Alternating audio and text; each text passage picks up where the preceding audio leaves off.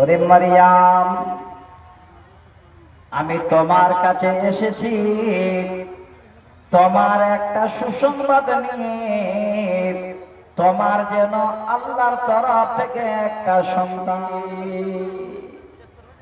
যখন সেই কথা বলা, এই সুসংবাদ দেওয়ার কারণে হযরত মারিয়াম আলাইহিস সালাম যেন এবার অবাক হয়ে দাঁড়িয়ে গেলেন।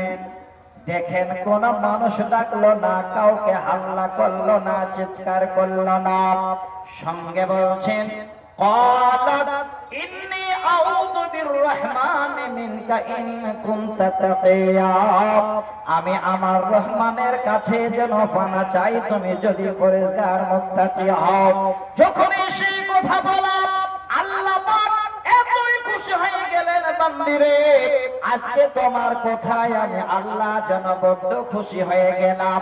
হাল্লা না করে, কোথাও চিৎকার না করে, এই রকমের আমার উপরে বান্দে তোমার যেন ভরসা, এই রকমের তাওয়াক্কুল, শুধু এই কথাটা বলার কারণে আমি আল্লাহ তোমার দেখো দুনিয়ার বুকে সম্মান যেন আরো বাড়িয়ে দিচ্ছি। এইটুকু কথা আল্লাহ খুশি হয়ে গেলেন। কথাটা কি? ক্বালাত ইন্নী আউযু বিররহমানি মিনকা ইন কুনতা তাকিয়া। এই শব্দটাই আমার বলার কথা আপনাদের কাছে। হযরতে মারিয়াম আলাইহিস সালাম এত কথাটা বলার পরে আল্লাহ খুশি হলেন যে আল্লাহ বলছেন পৃথিবীর সমস্ত রকমের যা যাবতীয় তোমার প্রয়োজন আমি আল্লাহ ব্যবস্থা করে দিচ্ছি, আমি আল্লাহ তোমার সম্মান বাড়িয়ে দিচ্ছি। দে আসেন একটু উদাহরণ দিই। আমরা জানতাম বা আমরা জানি পরবর্তীতে হযরতে মারিয়াম আলাইহিস সালামকে আল্লাহ সন্তান দিলেন। কত রকমের কত কথা বলা হয়েছে। আল্লাহ বলছে যা, ফিরে যা। আবার ফিরে আসলেন, সবাই নাম দান করে গালি দেয় এবং বাপ মা তুলে গালি দেয়। আল্লাহ খালে বলছেন মারিয়াম কথা বলিস না, তুই খালে একটাই কথা বলবি, আমি রোজা আছি, আজকের দিনে আমি নজর মেলেছি, কারোর সঙ্গে কথা বলবো না, কথা বলিস না, চুপচাপ থেকে যাবি। ওই মুহূর্তে আল্লাহ এত খুশি হয়েছিলেন আগের কথায়, আল্লাহর উপর ভরসা করার কারণে পরিশেষে ছোট বাচ্চাটার মাধ্যম দিয়ে আল্লাহ কথা ফুটিয়ে দিয়ে এবার পৃথিবীর মানুষকে এই সত্য প্রমাণিত করে দিল।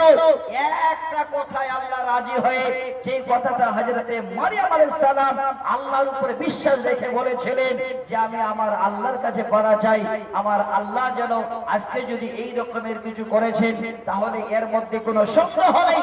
পরিশেষে এবার হযরতে মারিয়াম আলাইহিস সালামকে আল্লাহ সম্মানী বানিয়ে দিয়েছিলেন। আসেন আমি আপনাদের কাছে 2-4-10টা হাদিস শোনাচ্ছি ছোট ছোট করে, যেগুলো আমাদের শোনা দরকার, যেগুলো আমাদের প্রয়োজন, যেগুলো না শুনলে হয়তো আমাদের মনের ভিতরে এই রকমের অনেক কিছু জিনিস থেকে যাবে যে আমরা এই জায়গা থেকে কি করে বাঁচবো, এই জায়গা থেকে কি করে বের হব, এই জায়গা থেকে আমরা কি করে আগে বাড়বো। আমি উদাহরণ দিচ্ছি একটা দুটা ছোট ছোট করে। এবার আল্লাহর কোরআন আবার চলে আসেন, সূরাটার নাম হলো সূরা ইউসুফ। লম্বা নয়, ছোট কথা, আমরা সবাই জানি, সবাই শুনেছি। কারণ এই পৃথিবীর বুকে যে জিনিসগুলো আমরা আজকে পাচ্ছি, যারা হলেন মডেল, তারা হলেন আল্লাহর নবী রাসূলেরা। আল্লাহর কোরআনের মাধ্যম দিয়ে আজকে তারা বাস্তবায়ন করে গেছেন, আর সেইগুলোই আমরা শুনবো। আমাদের আগামী দিনে যারা আসবেন তারা শুনবে, যারা চলে গেছেন ওনারাও শুনে গেছেন। এইভাবে শুনে আমাদের জীবনকে আমরা উৎসর্গ করে আল্লাহ পাক রব্বুল আলামিনের উপরে 100% ভরসা রেখে এই জীবনটাকে আমরা আল্লাহ পাক রব্বুল আলামিনের কাছে সঁপে দেব। হযরত ইউসুফ আলাইহিস সালামের কাহিনী আপনারা জানেন, আমি কাহিনী বাবাকে আর শোনাচ্ছি না, একটাই আয়াত শোনাবো আপনাদের কাছে, কারণ বেশি লম্বা করতে গেলে অনেক সময় লেগে যাবে। আমি মেন কিছু কিছু পয়েন্ট খালে আপনাদের সামনে তুলে দিচ্ছি। এই পয়েন্ট কয়েকটা যদি আপনারা নিয়ে নিতে পারেন তাহলে আপনাদের অনেক অনেক কিছু শোনা হবে যে আল্লাহ তোমার উপরে তাওয়াক্কুল করলে, তোমার উপরে ভরসা করলে আল্লাহ তুমি আমাদের কি কি চাইবে, কি কি তুমি দিতে পারো, এই জগতে আমরা কিভাবে চলতে পারি, সেটাই যেন আপনাদের উদাহরণ স্বরূপ আমি এবার তুলে দিচ্ছি। হযরত ইউসুফ আলাইহিস সালাম এবার বাজারে বিক্রি হলো। লম্বা কথা বলতে না গিয়ে মুদ্রা কথা বলতে যাই। নিয়ে গেলেন কোথায়? ওই বাজার থেকে কিনে মিশরের বাদশা আজিজ নিজের বাড়িতে। এবার স্ত্রীকে গিয়ে বলছেন, শোনো, এটাকে আমি কিনে নিলাম, ভালো করে দেখাশোনা করো, সুন্দর করে তার খাওয়া দাওয়ার ব্যবস্থা দাও, সে আমার বাড়িতে থাক।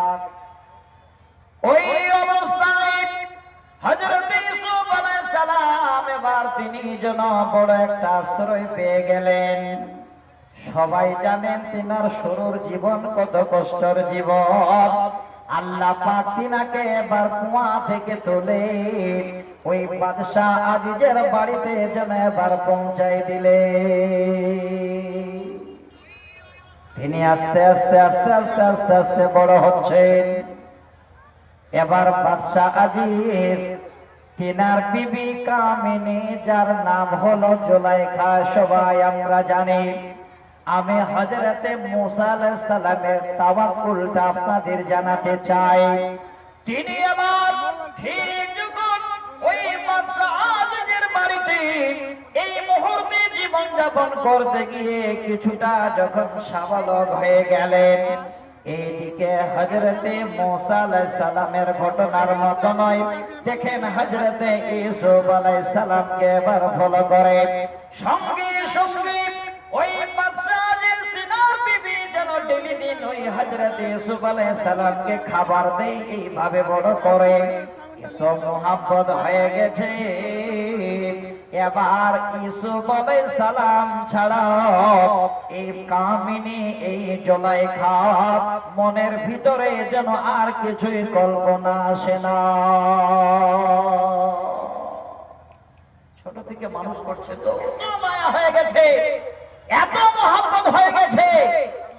একদিনের কথা শোনাচ্ছি, সূরাটার নাম হলো সূরা ইউসুফ, আয়াত নাম্বার 25।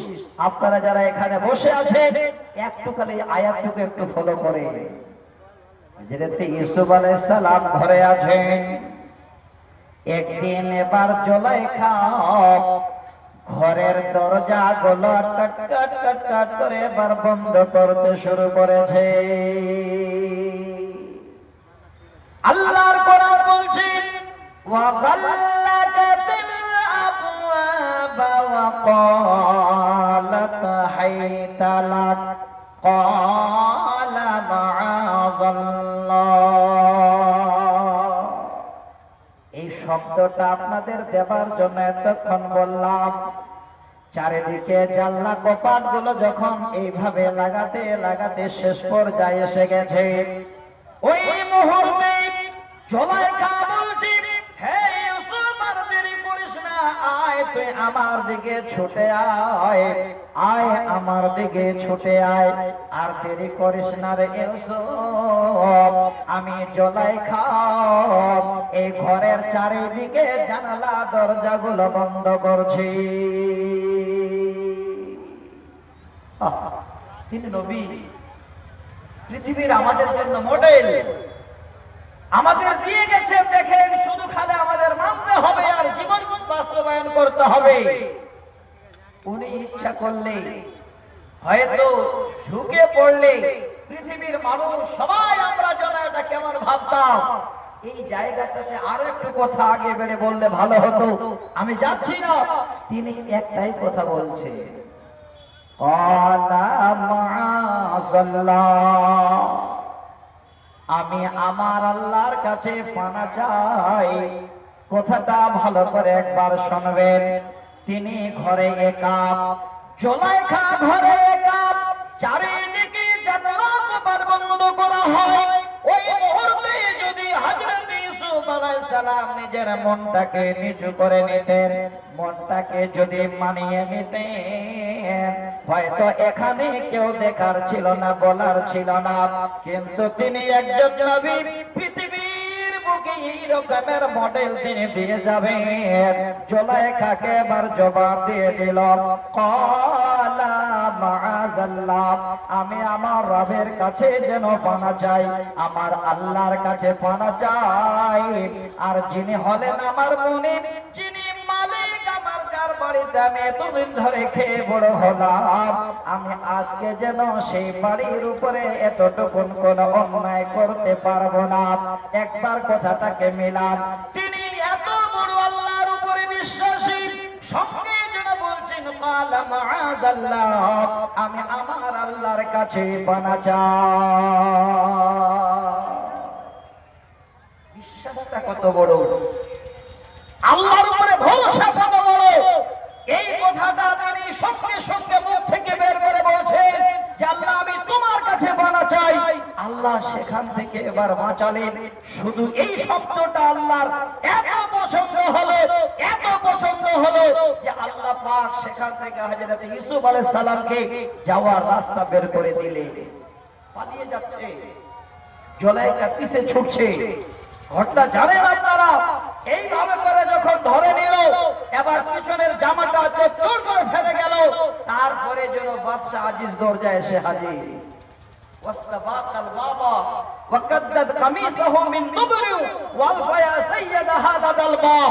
সামনে যখন বাদশা দেখে নিল, দেখেন ওই মুহূর্তে এবার জুলাইখা ছেড়ে দিয়ে স্বামীর কাছে দাঁড়িয়ে বলছেন, বাদশা আজিজ, এই ছেলেটা আপনার পরিবারের সঙ্গে যেন একটা খারাপ ধারণা করেছে, দেরি না করে এই ছেলেটাকে হয় কারাগারে বন্দী করুন, আর নচেৎ তার শাস্তির ব্যবস্থা করুন। আল্লাহ বলছেন, হে নবী, আমার উপরে বিশ্বাস তোমার আছে, ভরসা তোমার আছে, তোমার কথায় আমি আল্লাহ যেন খুশি হয়ে গেছি, কোন রকমের চিন্তা নেই। লম্বা কাহিনী নাই, শর্ট করে বলি, এবার তাকে জেলখানায় পাঠা হলো, সত্য প্রমাণিত হলো। পরিশেষে আল্লাহ এই শব্দটা এত পছন্দ করেছেন, মিশরের বাদশাহী আল্লাহ তিনার হাতে দিয়ে দিয়েছিলেন। এটা আমরা জানি। আল্লাহর কোরআন আহসানুল কাসাস বলা হয়, কোরআনের মধ্যে সবথেকে অতি উত্তম শোনার মতো ঘটনা। কিন্তু আজকে আমাদের শুনে শুধু মনের ভিতরে আনন্দ দেওয়া নয়, আজকে যেটা আমাদের নেওয়ার, যে নবী মুসা আলাইহিস সালামের ভরসা কেমন ছিল আল্লাহর উপরে, তিনি কিভাবে আল্লাহর উপরে ভরসা করেছিলেন, এই কথাটাই আমি আজকে আপনাদের সামনে শোনাতে যাচ্ছি। একবার আসেন, এই জায়গাটা মাথায় রাখেন। জীবনের একটা মূল সম্পদ, জীবনে চলার পথে আল্লাহর জমিনে তাওয়াক্কুল করা হলো একটা মুমিনের জন্য গুণ। আজকে যারা এখানে বসে আছেন, আল্লাহর উপরে ভরসা করে জীবন যাপন করেন, আল্লাহ আপনার সব কিছু পূরণ করে দেবে। একটা লম্বা হাদিস শোনাচ্ছি আপনাদের, 2291 নম্বর হাদিস, সহিহ বুখারী। এই হাদিসটাকে জীবনে অনেক আমি বলেছি, আজকে আপনাদের সামনে আগে হাদিসটাকে তুলে দিতে চাচ্ছি যে আল্লাহর উপর ভরসা করলে আল্লাহ কিভাবে আমাদের দায়িত্ব নিতে পারেন। আল্লাহর উপরে যদি তাওয়াক্কুল করা হয়, আল্লাহ আমাদের জীবনে কি করে সব কিছু দায়িত্ব বহন করতে পারেন।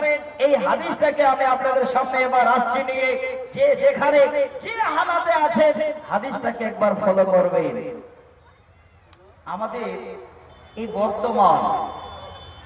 বর্তমানে যদি কেউ কোনো মানুষের কাছে এখন টাকা ঋণ নিতে আসে, টাকা ধার চায়, তাহলে আমরা সেই টাকা মানুষকে আর দিতে চাই না, মিথ্যা কথা বলি, থেকেও বলি নাই।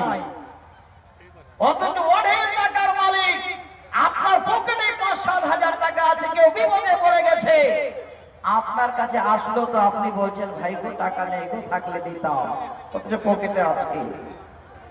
আর এই মিথ্যা কথা কিংবা এই রকমের যে না দেওয়ার একটা ভাগ করছে, এখানে যারা ধার নিচ্ছে তাদেরও একটা বদ অভ্যাস আছে। তার কারণে আমাদের বাঙালি একটা কবিতা প্রচলিত আছে, কোনদিন কেউ টাকা ধার দিও না। কেন জানেন? টাকা যদি ধার দেন, এবার যখন যাকে ধার দিলেন সে হবে মালিক আর আপনি হবেন ফকির। মানে আপনি ধার দিয়েছেন, আপনাকে এবার ওই ধারটা টাকা নেওয়ার জন্য তার বাড়িতে বারবার ঘুরতে হবে। কত কত অভ্যাস আমাদের। এই কারণে অনেক লোকে জেনে শুনে টাকা পকেটে আছে দিতে চায় না। আমি আপনাদের হাদিসটা শোনাচ্ছি। আর আল্লাহর উপরে তাওয়াক্কুল কত বড় ছিল তাদের, এই জিনিসটাকে বুঝাবার জন্য। وعن أبي هريرة رضي الله تعالى عنه قال عن رسول الله صلى الله عليه وسلم আল্লাহর নবী বলছেন, আন্না রাজুলান যাকারা মিন বনি ইসরাঈলা সালা বাযা বনি ইসরাঈলা ইসলিফাহা দিনারিন। নবীজির হাদিস, এক বনি ইসরাঈলের লোক আর অপর লোকের কাছে এবার টাকা উধার নেওয়ার জন্য, টাকা ঋণ নেওয়ার জন্য এবার দোসরা লোকের কাছে গিয়ে দাঁড় হয়ে গেছে। গিয়ে বলছে, ভাইজান আমার বাড়িতে একটু বিপদ, সংসার আমার অচল, তাই আমি আপনার কাছে এসেছি, যদি কিছু টাকা আমাকে ঋণ দেন তো বড় লাভ হয়। জিনার কাছে গেছে, তিনার হাতে পয়সা আছে, টাকা আছে, মিথ্যা কথা বলে না। কি বলে, হে আল্লাহর বান্দা, আমি তোমাকে অবশ্যই টাকা দেব, কিন্তু শর্ত হলো তুমি যাও তাড়াতাড়ি করে তিনি বিশ্বহাদায় শহীদ হন, একজন সাক্ষী নিয়ে এসো, আমি যে টাকা দেব এই টাকা লেনদেনের মাঝে সে সাক্ষী থাকবে। এখান থেকে একটা জ্ঞান নেবে। এই শব্দটাকে নিয়ে একটু ভাববেন। এই শব্দ এখনকার নয়, আজ থেকে প্রায় 1450 বছর আগে আল্লাহর রাসূল এই শব্দটা বলে গেছেন। আর বর্তমানে এই যে জামানা এসেছে, এই জায়গাটাতে আমল করার জন্য হাদিসটা আমাদের জরুরি হবে। এমন হয়ে যাচ্ছে, ঘনিষ্ঠ দুইজন বন্ধুতে টাকা লেনদেন করলেন, মাঝে কেউ থাকলো না, এত ঈমান আমাদের দুর্বল। দেখবেন এতটুকুর কথা কাটাকাটি হয়ে গেলে আপনার ধার দেওয়া টাকা সঙ্গে সঙ্গে অস্বীকার করে, বলে তুমি আমাকে টাকা দেওনি। চলছে দেওয়া পয়সা আপনার অস্বীকার করে দিচ্ছে, কিছুই করার নেই, কারণ সাক্ষী নেই আপনার কাছে। এই জায়গাটাকে মিলাও। লোকটা বলছেন, ভাই রে, আমি তোমাকে টাকা দেব, তুমি একজন সাক্ষী নিয়ে এসো, সে সাক্ষী দিবে। এবার যিনি গরিব মানুষ, সাক্ষী কোথায় পাবে? একজন সাক্ষীকে দাঁড় করিয়েছেন। কি বলছেন? ফাকাফা বিল্লাহি শাহিদা।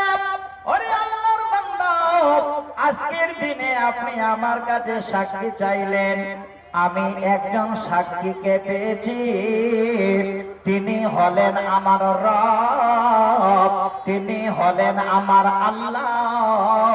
আমি আমার আল্লাহকে ছাড়া আর যেন কাউকে সাক্ষী পাই না। এই আল্লাহ শব্দটা বলেছি, প্রথম দুটো শব্দের কাছে চলে যাবেন। আল্লাযীনা আমানু আলা রাব্বিহিম ইয়াতাওয়াক্কালুন। যারা আল্লাহ, যে লোকেরা আল্লাহকে অবশ্যই একদম আল্লাহ বলে মেনে নিয়েছে, আল্লাহর উপরে ঈমান এনেছে, আল্লাহর উপরে যারা ভরসা করেছে, এই জন্য আমার শব্দটা বলে রেখেছিলাম। সকলের জন্য এই রকমের জায়গায় হবে না। যাদের আল্লাহর উপরে ঈমান নেই, আল্লাহর উপরে ভরসা নেই, তাদের দ্বারাই এই কথাটাই বিশ্বাস আসবে না। এবার এত বড় বিশ্বাসী, এত বড় আল্লাহওয়ালা সঙ্গে বলছেন, আমার একটাই সাক্ষী আছে, সেটা হলো আমার আল্লাহ। তখন যে ধার দেবে সে বলছে, ভাইজান তা তো শুনলাম, তবে শোনো, ফাতিনি বিল কাফিলে, আর দেরি করো না রে ভাই, তুমি একজন আর লোক নিয়ে এসো, সে একজন জিম্মাদার হিসাবে। আজকে দেখেন আমাদের অনেক কিছু হয়, মাঝে তৃতীয় নম্বরে একটা লোক জিম্মাদার পাওয়া যায়, জিম্মা হয়ে যায়, তিনি ধনী মানুষ।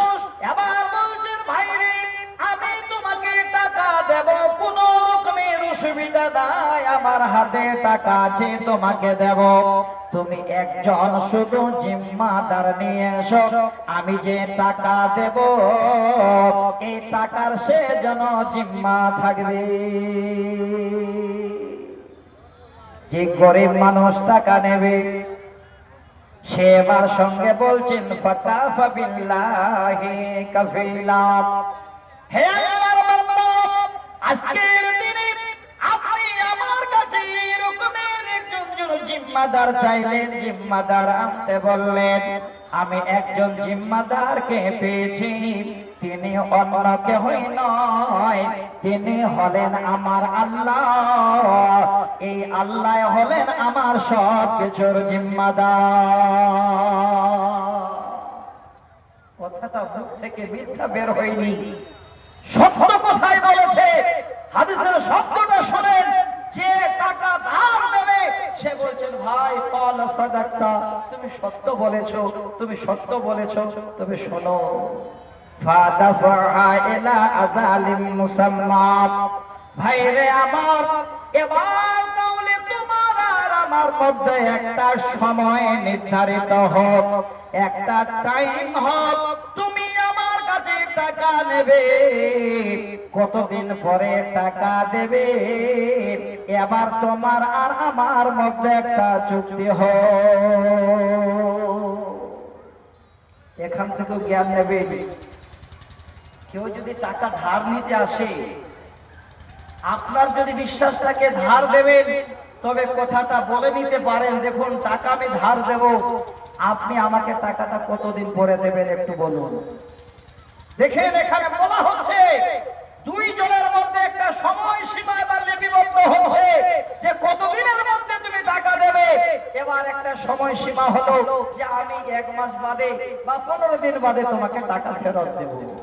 দেখেন আল্লাহ নবীর হাদিস, ফাআযালিম মুসাম্মা, একটা যেন সময় নির্ধারিত হলো। সেই গরিব মানুষ এবার 1000 দিনার পেয়ে গেলেন।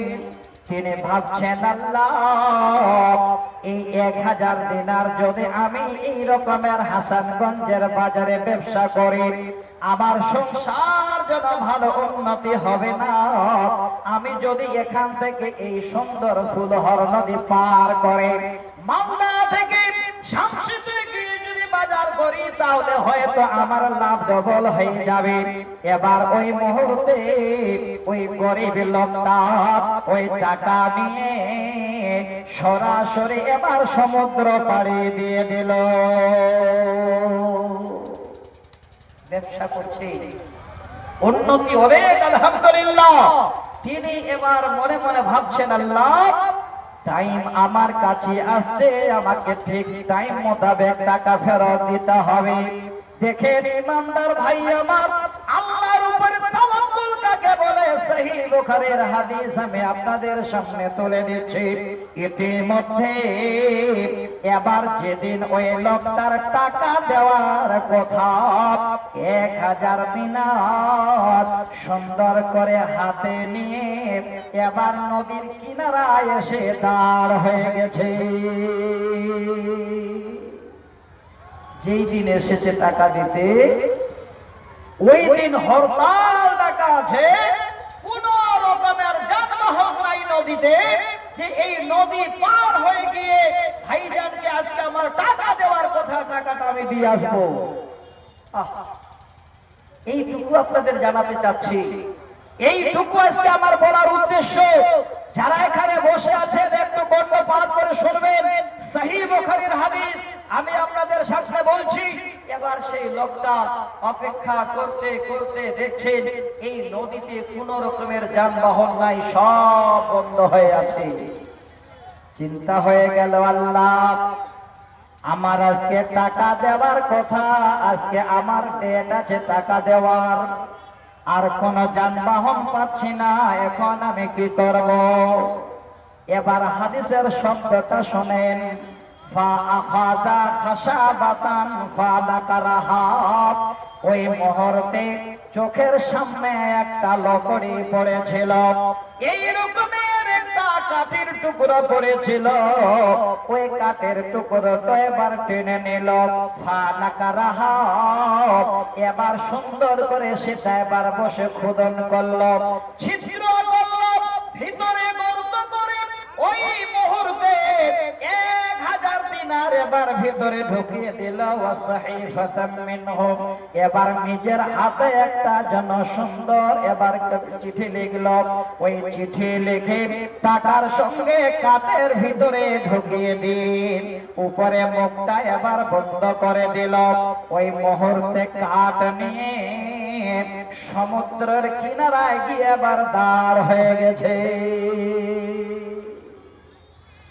কি বলছেন কথাটা? সহিহ বুখারীর হাদিস। এইটুকু যে আমার আজকে বলার উদ্দেশ্য, এই জায়গাটা আপনারা নিয়ে নেবেন। দাঁড় হয়ে বলছেন, আল্লাহুম্মা, ওগো আল্লাহ, তুমি তো জানো আমি আল্লাহ টাকা ঋণ নিয়েছিলাম। আল্লাহ ওই মুহূর্তে আমার কাছে সাক্ষী চেয়েছিল, আল্লাহ আমি কাউকে সাক্ষী পাইনি, আল্লাহ তোমাকে সাক্ষী রেখেছিলাম। আল্লাহ আমার কাছে জিম্মাদার চেয়েছিল, আমি অন্য কাউকে জিম্মাদার পাইনি, আল্লাহ তোমাকে জিম্মাদার বানিয়েছিলাম। আল্লাহ আজকের দিনে তোমার উপরে আমার এতই যেন বিশ্বাস, আল্লাহ তুমি এত বড় জিম্মাদার। এই কাঠের ভিতরে এই টাকা ঢুকিয়ে দিয়ে আমি সমুদ্রের পানিতে ছেড়ে দিলাম। আল্লাহ এই ছেড়ে দিয়ে আমি আবার আমার বাড়িতে রওনা হলাম।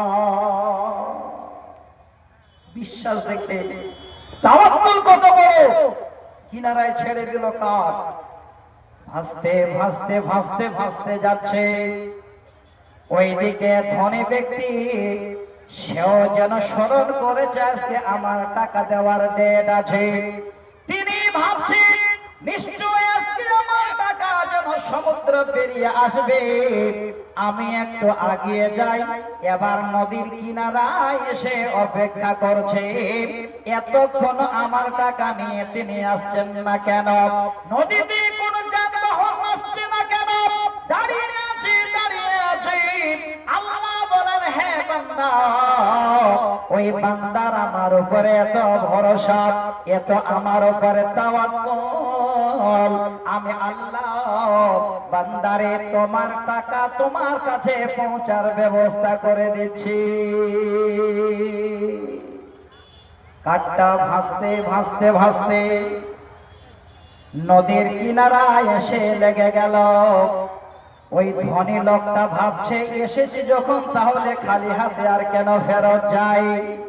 কাঠটাকে এবার তুলে নিয়ে খালি করে বাড়ি চলে গেছে, আজকে আমার লকড়ি হয়ে যাবে। বাড়ি গিয়ে এবার কুড়ারি দিয়ে যখন চিরতে যায়, ওই মুহূর্তে ওই কাঠের ভিতরে 1000 দিনার আর সুন্দর হাতের লেখা একটা পত্র বেরিয়েছে। তিনি যেন সেই পয়সা পেও না, এইদিকে গরিব লোক চলে গেছে আবার ঘরে 1000 দিনার হাতে নিয়ে অন্য টাইমে আবার নদী পার হয়ে ওই ধনী লোকের বাড়ির কাছে গিয়ে হাজির। গিয়ে বলছেন, ভাই আমি আপনার কাছে চেষ্টা করেছি আসার, আমি যেন যানবাহন পাইনি, তাই আজকে আমি যানবাহন পেয়েছি, আমি সমুদ্র পাড়ি দিয়ে তোমার কাছে, এই যে তোমার টাকা তুমি নাও। ওই ধনী লোকটি বলছেন, ভাই রে বলো তো, তুমি কি আমার নামে এই রকমের টাকা আর এই রকমের লিপিবদ্ধ চিঠি পাঠিয়েছিলে নাকি? সঙ্গে সঙ্গে এই কথা বলা ওই মুহূর্তে ধনী লোকটা যেন বলছেন, ভাই শোনো, তোমাকে আর টাকা দিতে হবে না, আল্লাহ পাক আমাকে কাঠের মাধ্যমে আমার টাকা আমার বাড়িতে পৌঁছায় দিয়েছে। গরিব মানুষ এবার তার সেই আবার দিতে 1000 দিনার হাতে ছিল, হাসতে হাসতে খুশিতে যেন আবার তিনি তিনার বাড়িতে ফিরে যান। হে ভাই আমার যেটা বলার আমার উপরে যদি তোমাদের তাওয়াক্কুল হয়, আমার উপরে যদি ভরসা থাকে রে বান্দা, আমি আল্লাহ তোমাদের সব কিছু দায়িত্ব নিয়ে তোমাদের জীবনের যা প্রয়োজন সব আমি আল্লাহ পূরণ করে দেব। আল্লাহর কোরআন, নবীর হাদিস আপনাদের কাছে শোনাচ্ছি। সহিহ বুখারীর হাদিস শোনালাম, এবার আরেকটা হাদিস শোনাচ্ছি সহিহ বুখারী। আমরা এখানে শোনার জন্য এসেছি, আর এই কথাগুলো শুনতে এসেছি যেগুলো সহিহ কথা। এখানে গোড়মের কোন রকমের গোদামের কথা চলবে না। কোরআন এবং সহিহ সুন্নাহর উপরে আমরা বলবো, শুনবো, আমাদের জীবনের বাস্তবায়ন হবে ইনশাআল্লাহ। তাই আমি আপনাদের কাছে বেছে বেছে বুখারী মুসলিমের হাদিস শোনাচ্ছি। এবার দু চারটা কথা আর শুনে রাখে। আমরা জানি, শুনেছি আল্লাহ রাসূল যেদিন নিজের জন্মভূমি ছেড়ে মক্কা থেকে ছেড়ে মদিনায় যাচ্ছে, তিনার জীবন সঙ্গী সব থেকে কাছের মানুষ হযরতে আবু বকরকে সঙ্গে করে নিয়ে যাচ্ছে। আমরা তো জানি সবই, কবিতাটা এই জন্য পড়েছিলাম, কবিতাটা আপনাদের দিলাম একটু আগে বাংলায়। কি পড়েছিলাম? দয়ার নবী মুস্তাফা জন্মভূমি ছেড়ে হায়, আলীকে শুইয়ে দিয়ে নিজের বিছানায়, আলীকে শুইয়ে দিয়ে নিজের বিছানায়,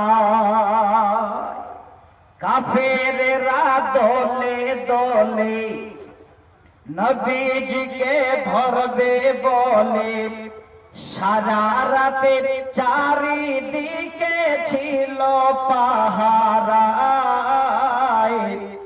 আলীকে শুইয়ে দিয়ে নিজের বিছানায়,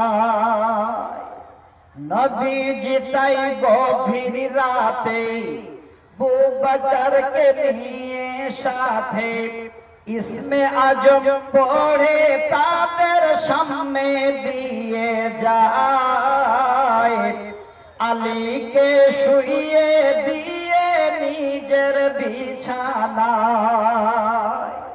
কাফেররা জানতে পারে নবীজি নাই আপন ঘরে, বোকার মতো বেকুব সেজে চারিদিকে ধায়, আলীকে শুইয়ে দিয়ে নিজের বিছানায়। নবী এবার বেরিয়ে গেলেন হযরতে আবু বকরকে নিয়ে। যেতে যেতে যেতে যেতে এই মুহূর্তে পৌঁছে গেছেন, যদি আর সফর করি তো হয়তো দেখা হয়ে যাবে। সেই মুহূর্তে এই রকমের একটি মূর্তির কাছে পাহাড়ের গোয়ায় হযরতে আবু বকর আর নবী দুইজন মিলে ঢুকে গেলেন। সহিহ বুখারীর হাদিস। ইতিমধ্যে এবার কাফেররা পাগল পারা হয়ে গেল, নবী তো ঘরে নাই, পালিয়ে গেছে। এলান হয়ে গেল, কেউ যদি সেই নবীকে দেখে পাও আর সেই নবীর যদি মাথা কেটে আনতে পারো, তাহলে এই রকমের একটা লাল উট ইনাম দেওয়া হবে। লাল উটের ইনাম শুনে ছুটাছুটি শুরু হয়ে গেল। ইতিমধ্যে এবার আল্লাহর নবী কোন দিকে গেছেন এই রাস্তা তারা চারিদিকে এবার ঘেরাও করেছে। সেই হাদিস, এই হাদিসের রাবী হযরত আব্দুল্লাহ বিন আব্বাস। নবীজি বলছেন, আলা ওই মুহূর্তে কুলতুলিন নবী সাল্লাল্লাহু আলাইহি ওয়াসাল্লাম, হযরতে আবু বকর আর নবী যেন যাচ্ছেন। যেতে যেতে যেতে যেতে ওই দুইজন মিলে এবার একটা পাহাড়ের গোয়ায় আশ্রয় নিয়েছেন। সেই মুশরিক বেদিনীরা তারা দেখতে দেখতে দেখতে ওই পাহাড়ের যে মুখে বা গর্তের মুখের সামনে চলে গেছেন। হযরতে আবু বকর বলেন, নবী গো, তাদের মনে হয় এই যে পার আওয়াজ পাওয়া যাচ্ছে, তারা আমাদের সামনে চলে এসেছে। নবীজি, আর হয়তো আমাদের জীবন বাঁচবে না। এই যে দেখেন তাদের পায়ের আওয়াজ, একটু নিচে যদি তাকায় লাম সারানা, একটু যদি নিচের দিকে তারা দেখে, আমাদের দেখে ফেলবে, আমাদের ধরে নেবে। নবী গো, হয়তো আমাদের জীবন শেষ হয়ে যাবে। আল্লাহর নবী হযরত আবু বকরকে ডেকে বলছেন, হে আবু বকর, একই কথা তুমি বলো, তুমি কি জানো না এই গর্তের ভিতরে আমরা দুইজন নয়, আল্লাহ সালিসু হুমা, আমাদের তৃতীয় যিনি হলেন আল্লাহ, আমাদের তৃতীয় যিনি আল্লাহ তিনি আছেন। আবু বকর, তুমি কোন রকমের চিন্তা করো না। হযরত আবু বকরকে আল্লাহ রাসূল এই রকমের তাওয়াক্কুল শোনাচ্ছেন, এই রকমের কথা শোনাচ্ছেন। আবু বকর কোনদিন ভেবে না যে আমরা এখানে দুজন আছি, আমাদের তৃতীয় জন আল্লাহ আছে, আমাদের আল্লাহ আমাদের রক্ষা করবেন। তুমি কেন চিন্তা করছো? আপনারা শুনেছেন, জানেন, আমি শুধু হাদিসটাকে একটু স্মরণ করিয়ে দিলাম। সহিহ বুখারীর হাদিস, আল্লাহর কসম বলছি, তারা সেখানে কাফেরেরা একদম কাছে চলে গেছে। লাউ আন্না আদাহুম হাত্তা নাযারা তাহাতা কাদামাইহি, তারা একদম এত কাছে চলে গেছে, মনে হয় দেখতে পাচ্ছে, তাদের মাথাটা নিচু করলেই নবীজিকে দেখতে পাবেন। ইতিমধ্যে সেখান থেকে তারা ঘুরে চলে আসলো। আল্লাহ পাক এই জন্য বলছেন, বান্দা, আমার উপরে যদি ভরসা থাকে, আমার উপরে যদি বিশ্বাস থাকে, আমার উপরে যদি তাওয়াক্কুল করে জীবন যাপন করিস, আমি আল্লাহ দুনিয়াতে যত কষ্ট হোক সব তোর জন্য সহজ করে দেব। দেখেন মিলাদ, আমি আগে বলছি, আমি কবিতা আবৃত্তি অনেক বেশি বলি জালসায় আসলে। আজকে কবিতা আবৃত্তি শোনাতে চাচ্ছে না। এই টাইমটা খুব দামি টাইম। এই টাইমটাতে যারা এসে বসেছেন ফ্রেশ মেজাজ নিয়ে, আমি আপনাদের খালি কোরআন আর সহিহ বুখারীর হাদিস শোনাচ্ছি, যেন আজকে জীবনের শুরুতেই, আজকের এই রাতের অংশে শুরুতেই যেন আপনারা এই রকমের কিছু মন ভরে নিতে পারেন। আল্লাহ আমাদের যেন এই রকমের সবাইকে তাওয়াক্কুল করে জীবন যাপন করার তৌফিক দেন, পড়ি আল্লাহুম্মা আমিন। আর একটা কথা বলছি, সহিহ বুখারীর হাদিস শোনাই আপনাদের কাছে, যে যেখানে আছেন, যেই হালাতে আছেন, এই কথাটাকে মাথায় মেনে নেবে। অনেক ভাই আছে, ছেলে পেলে যদি না হয় তাহলে কোথাও গিয়ে মাথা ঠুকি। অনেক ভাই এখানে আছেন, কোন কিছু যদি এই রকমের উন্নতি না হয় তো কোন বাবা তাবিজ দেয়। আবার কি করি, অনেক রকমের আংটি বিক্রি হয়, অষ্টম ধাতু আর কি কি ধাতুর তাবিজ আংটি বিক্রি হয়। এইগুলো যদি পরা যায় তাহলে এই লাভ হবে। নাউজুবিল্লাহ, গলায় তাবিজ, হাতে তাবিজ, তারপরে হয় না, কোমরে দেখেন আবার ডবল তাবিজ। দেখে আমি আপনাদের কাছে সহিহ বুখারীর হাদিস এই জন্য তুলে দিচ্ছি, আমরা নেবার মতো সময় নিয়ে বসেছি। আর আমিও অনেক দূর থেকে মুসাফির মানুষ এসেছি, সুদূর দক্ষিণ দিনাজপুর থেকে। আর মাঝে মধ্যে আপনাদের কাছে আসি, দেখা হয়। যেমন এই কমিটি আমাকেও ভালোবাসেন, আলহামদুলিল্লাহ, আমিও আপনাদের কাছে আসতে ভালোবাসি। এই জন্যে ফাঁকা থাকছে বলে আসতে পারছি। আমাকে আবার ফোন করেছে, যখনই বলেছেন হাসানগঞ্জ ঢাকার যাওয়ার কথা, আমি ডায়েরি খুলে দেখছি আলহামদুলিল্লাহ খালি। বলে মাওলানা দেরি নয়, তাড়াতাড়ি নোট করুন। অবশ্যই আমরা আপনাকে চাচ্ছি, আপনি তাড়াতাড়ি ডায়েরিতে নোট করুন। আমিও যেন আপনাদের ডাকে সাড়া দিয়েছি। 2 ঘন্টা 1.5 ঘন্টা সময় যদি আজকে আমাকে দেওয়া হয়, আমি যদি পাই, ইনশাআল্লাহ আপনাদের কোরআন হাদিস ছাড়া আজকে কবিতা আবৃত্তি আর দিচ্ছি না। এই শান্ত পরিবেশটাকে আপনাদের শান্তভাবে কোরআন হাদিস দিয়ে আজকে নিজের জীবনের বাস্তবায়ন কি করে করব, সেই কয়েকটা কথা তুলে দিতে চাচ্ছি। এবার সহিহ বুখারীর হাদিস। এত বড় ভাগ্যবান কে আছে? এত বড় ভাগ্য কার আছে? আমরা হাদিস শুনেছি যে কিয়ামতের দিনে এই রকমের 72টা ফেরকা হবে। এবার 72টা 73টা ফেরকা হবে, তার মধ্যে সম্পূর্ণটাই জাহান্নামের দিকে, একটা ফেরকা জান্নাতে যাবে। তারা কারা? আজকে আপনার আমার মতো আল্লাহর বান্দারা যারা আল্লাহর উপরে তাওয়াক্কুল করে জীবন যাপন করতে পারে। নবীজি বলছে একদম জোর গলায়, ইয়াদখুলুল জান্নাতা মিন উম্মতি 70 বিগাইরি হিসাবিন। হে পৃথিবীর উম্মত, শোনা রাখো, আমি নবীজি বলছি, আমার 70,000 উম্মত তারা বিনা হিসাবে আল্লাহর জান্নাতে প্রবেশ করবে। কথাটা ছোট নয়, এই কথাটার ওজন, ওই কথাটার ওয়েট এত বেশি, এত বেশি। যদি ঈমানের দিক থেকে একটু আমাদের একটু যদি মনটাকে ঝুঁকিয়ে দেয়, তাহলে আজকে আমরা সবাই যেন কামিয়াব হয়ে যাব।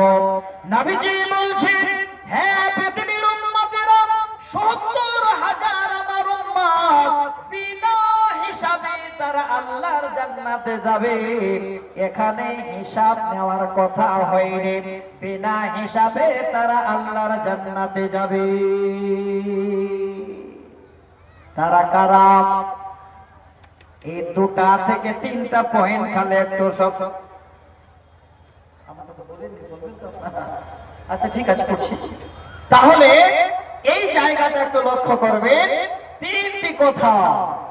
হুমুল্লাযীনা লা ইস্তারকুনা ওয়া লা ইয়াতাতায়্যারুনা ওয়া আলা রাব্বিহিম ইয়াতাওয়াক্কালুন। এই দুটি হলো যারা জীবনে কোনোদিন ঝাড়ফুঁক করতে গেল না, জীবনে কোনোদিন তাবিজ জিনিস এই রকমের জায়গায় হাত বাড়াতে গেল না, কাউকে কোনো বাবার কাছে গিয়ে বলল না, বাবারে একটু আমাকে ঝাড়ফুঁক করে দাও, আমি যেন ভালো থাকি। এই রকমের জীবনে যারা করল না, ওয়ালা ইয়াতাতায়্যারুনা, আর যারা অশুভ ফল কোনোদিন গ্রহণ করল না। অনেক ভাই আছেন এই রকমের হাতের তালা দেখে আপনার ভাগ্য নির্ধারণ করেন, আপনার ভাগ্যের যাচাই করেন। অনেকে আছেন কবুতর উড়িয়ে দিয়ে এবার ডানে গেলে ভাগ্য ভালো, বামে গেলে এবার ভাগ্য খারাপ। এই রকমের অশুভ ফল যারা গ্রহণ করে না, ওয়া আলা রাব্বিহিম ইয়াতাওয়াক্কালুন, যারা আল্লাহর উপরে তাওয়াক্কুল করে, আল্লাহর উপরে ভরসা করে জীবন যাপন করে, এই রকমের 70,000 উম্মত বিনা হিসাবে তারা আল্লাহর জান্নাতে যাবে। কত দাম, এই ভরসার কত মূল্য! আল্লাহর উপরে জীবনকে আপনারা সঁপে দিতে পারলে আল্লাহ আপনার জীবনের সব কিছু আল্লাহ আপনাকে দিয়ে দেবেন, যা প্রয়োজন আল্লাহ তাই আপনাদের দিয়ে দেবেন। আমি আরো 2টো বুখারীর হাদিস শোনাবো, একটু ধৈর্য ধরবেন, যদি সময় হয় ইনশাআল্লাহ আমার মায়েরা একটা হাদিস শুনতে পাবেন যে আমার মায়েদের তাওয়াক্কুল আল্লাহর উপরে কিভাবে হওয়া উচিত। একটু ধৈর্য ধরবেন, ইনশাআল্লাহ আপনারা সবে মাত্র আসলেন, আর আসার পরেই যদি জীবনের আপনার একটা এরকমের কাজ হয়ে যায় যেটা আপনি আল্লাহর কাছে গুচ্ছিত পাবেন, সেই কাজটা কি আপনারা জানেন? একটা মাদ্রাসা চালাতে গেলে হাজার হাজার লক্ষ লক্ষ টাকা খরচ হয়, আর এই টাকাটা আপনাদের আমাদের মতোই লোকেরা দিয়ে আবার বহন করে। আমরাই খরচ করি, আমরাই দিই, কথাটা মেনে নেবে, কিন্তু এর বিনিময়টা স্বয়ং দেবেন আল্লাহ। কি বিনিময় দেবেন? এই বিনিময় কখন পাবেন আমি আপনাদের কাছে শোনাচ্ছি।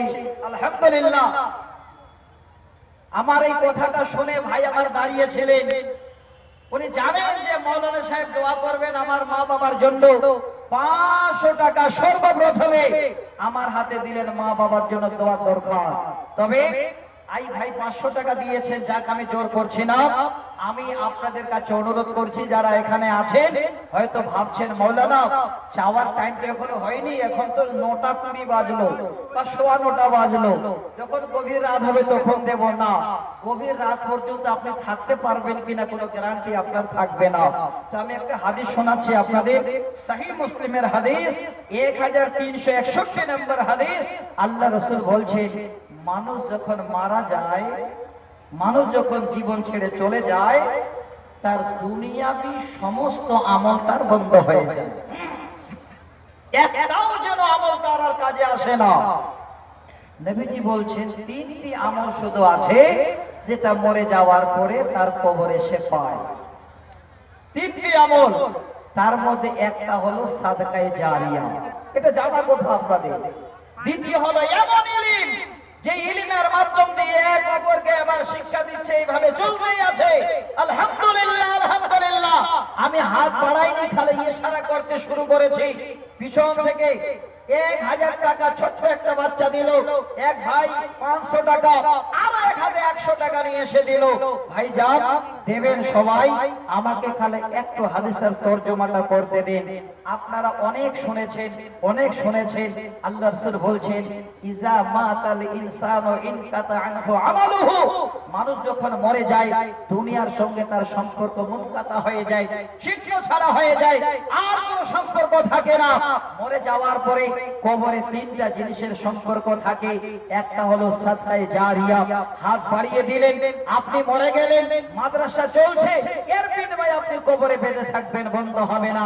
দ্বিতীয়ত এই রকমের ইলম, যে ইলমের মাধ্যম দিয়ে কবরকে শিক্ষা দিয়ে পরস্পর চলেই আসছে, তার বিনিময় পেতেই থাকবেন। তৃতীয় নম্বরে আও ওয়ালাদিন সালিহিন ইয়াদউ লাহু, এই রকমের একটা আলেম, একটা দিনদার ইমানদার একটা সন্তান আপনি ছেড়ে চলে গেলেন, আপনি কবরে আছেন, যখন আপনার জন্য দোয়া করবে আপনি তার বিনিময় কবরে পাবেন। তো বাপ আমার, ভাই আমার, 5টা মিনিট আমি আপনাদের কাছে জোড় হাত করছি। প্রথম আমি একটু হাত বাড়াচ্ছি আপনাদের কাছে, 2000 4000 5000 10000 করে যারা এখানে এসে গেছেন এই নিয়েতে দান করেন। আল্লাহ 10 মিনিট করে দেওয়ার টাইমটা আল্লাহ পাবো কিনা জানি না। আল্লাহ তুমি বলেছো ফাইজা জাআ আজালুহুম লা ইস্তাখিরুনা সাআতান ওয়া লা ইস্তাকদিমুন, এখনই যদি অর্ডার হয়ে যায় বান্দা চলে আয়, 1 সেকেন্ড এদিক ওদিক হবে না। টাকা পকেটে থেকে যাবে, জামা কাপড় গায়ে থেকে যাবে, জমি জমা পড়েই থাকবে, এখনই চলে যেতে হবে।